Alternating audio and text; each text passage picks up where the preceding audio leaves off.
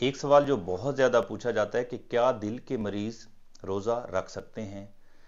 तो इसका सबसे सादा जवाब है कि हाँ, रख सकते हैं। बात यह है कि फतवा देना उलमा का काम है, आलिम दीन का काम है कि कौन रख सकता है, कौन नहीं रख सकता।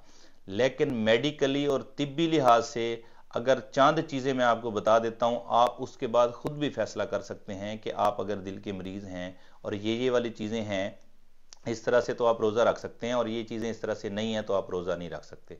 सबसे पहले मैं आपको ये बताऊं कि कौन से लोग रोज़ा नहीं रख सकते। वो लोग रोज़ा नहीं रख सकते जिनका ब्लड प्रेशर कंट्रोल नहीं है।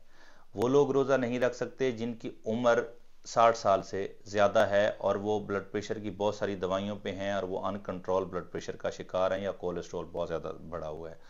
वो वाले लोग रोज़ा नहीं रख सकते जिनका ब्लड प्रेशर भी है, एज ज़्यादा है और वेट 40 किलोग्राम से भी कम है।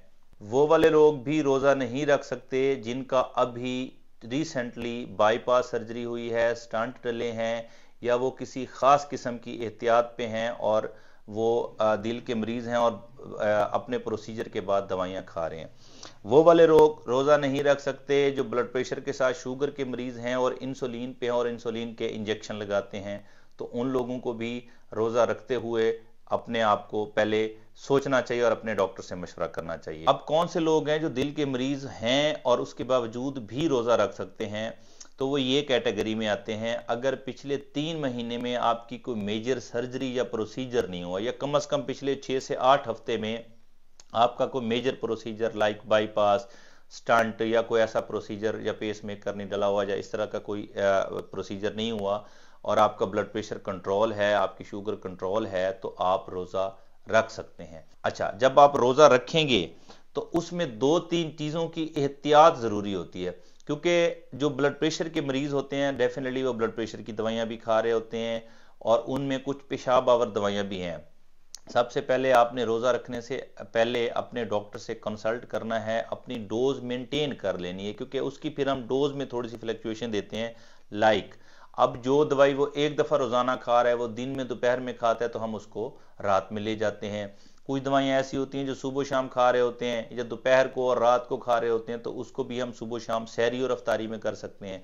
अब एक चीज़ जो यहाँ पे समझने की है कि कुछ ऐसी दवाइयाँ होती हैं जो पेशाब आवर होती हैं, ठीक है, लाइक जिस तरह लेजोरेड वगैरह या इस तरह की हम लेसिक्स वगैरह या दवाइयाँ दे रहे होते हैं।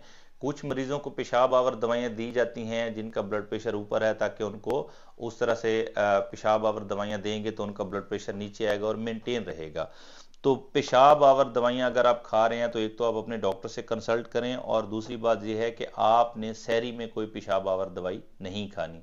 आप रोज़ा रखते हैं, आप सहरी में पेशाब आवर दवाई खाएंगे, आपको बार बार पेशाब आएगा, पहले ही आप रोज़े की हालत में पानी और पी नहीं सकेंगे, तो एकदम से आपको जो है वो पानी की कमी होगी और एकदम से आपको जो है आपका ब्लड प्रेशर नीचे आ सकता है, शुगर नीचे आ सकती है, इवन के नर्वस ब्रेकडाउन भी हो सकता है। तो आपने पेशाब आवर दवाइयाँ जो हैं वो सहरी में नहीं खानी। अगर आप पेशाब आवर दवाइयाँ खा रही हैं तो आपने वो अफ्तारी में खानी है। दूसरी चीज़ आपने ये करनी है कि आपने रमज़ान में जब आपने अफ्तारी करनी है तो बहुत ज़्यादा मीठे या नमकीन जो है वो आइटम्स जो हैं वो नहीं लेने।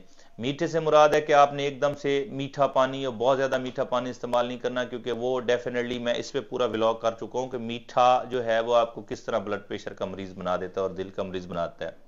एक दूसरा, अफ्तारी के टाइम पे बहुत ज़्यादा चटपटे जैसे पकोड़े, समोसे, कचौरियाँ, इस तरह की चीज़ें खा लेते हैं, नमक वाली चीज़ें ज़्यादा खा लेते हैं क्योंकि आप ब्लड प्रेशर के ऑलरेडी मरीज़ हैं।